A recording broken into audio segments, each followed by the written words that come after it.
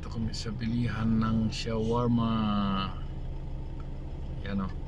Walang tao dito. Nabitbit Katoto ko yung bumibili. katuog na yun na. Ha? Nabitbit ko yung isang tuog na matagal-tagal ko na ubusin yun. No. Ano? Lagi ko. Shawarma. Ibang Nakakita ko lang sa rin. Sabi niya, ba To, ilang kilo rin bilis yun? ka to. Ha? Ilang kilo rin yun? Oo. Kaya dami nun. Tusok-tusok. Dami nun, oh. Ganda ng business nila, malakas, no?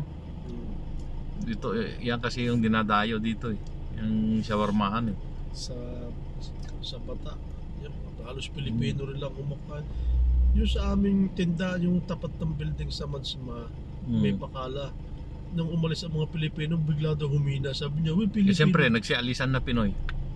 Sabi niya, maski na daw Pilipino.